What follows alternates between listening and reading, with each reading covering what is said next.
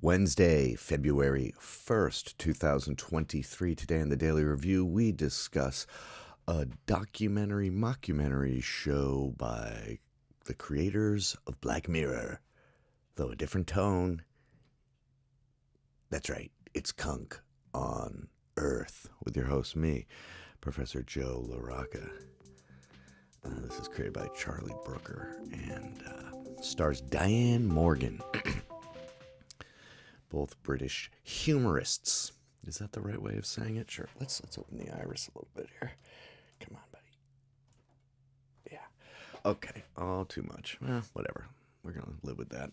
Okay. So this is a 5-episode, 30-minute episode, history of civilization on the planet done in, little half-hour episodes. And though there are facts in it, it's basically mainly a mockumentary, kind of joking about the standard BBC documentary.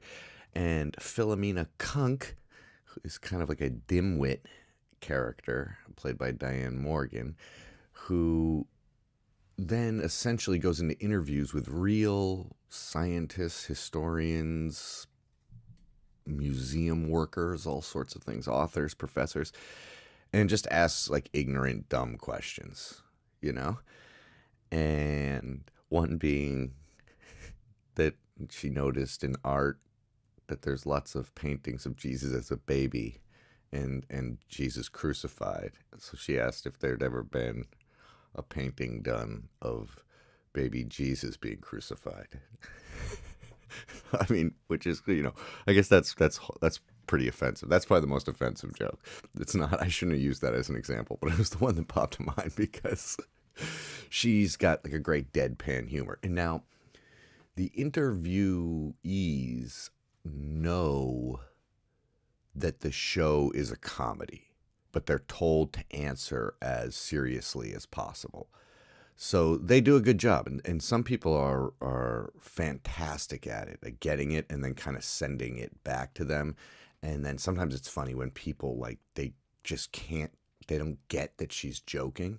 And it's funny. It's like a Borat thing, basically, but much, much more subtle and, less in your face about it.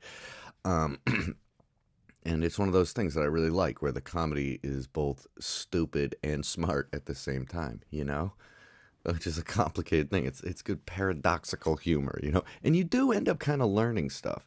And they do make a great joke about how, this is always a thing that, comes up in class when teaching is, you always find out, especially growing up, in the time period I grew up, I think they're a little bit better now, but I think that school, I don't know, everything I read about schools now scares me. But, we get a very Eurocentric and Judeo-Christian point of view of the earth in our history classes and philosophy, religion classes and stuff. And so you always find out the Gutenberg press and all this stuff. And then you find out that somewhere in China, they 1,000 years earlier, they had made a printing press, and you're like, that's right. And so they do a couple good jokes about that.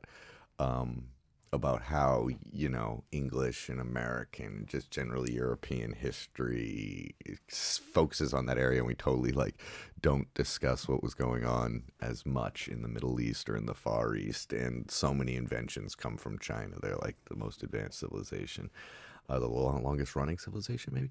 Anyway, so that's always a fun. They do, Charlie's good at that level of satire. But I like this because it's not edgelordy in the way he can be. It's not just, there's kind of a cute little thing tossed over it. And it's very light.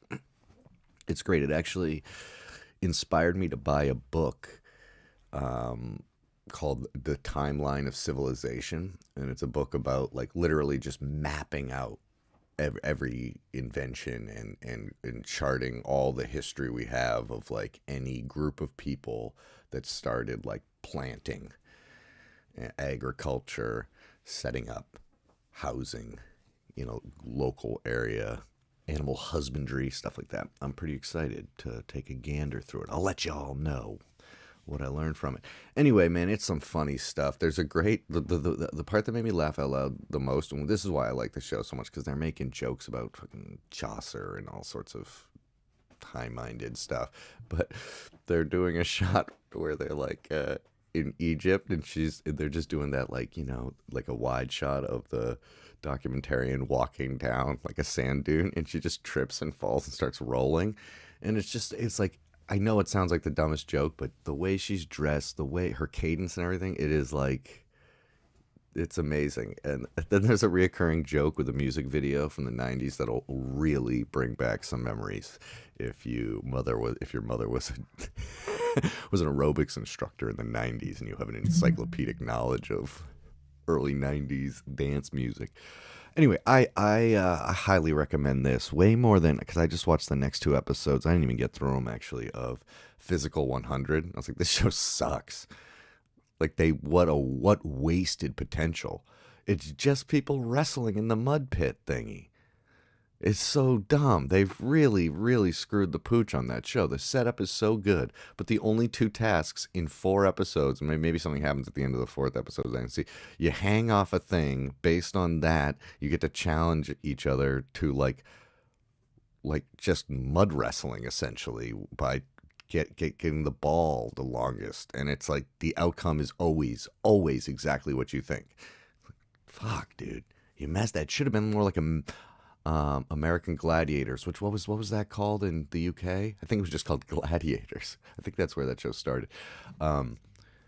Where there's more games, like Squid Game. No one should die or anything, but I don't know. I'm bummed. that went the wrong way, in my opinion. And yes, I know it's won, not dong.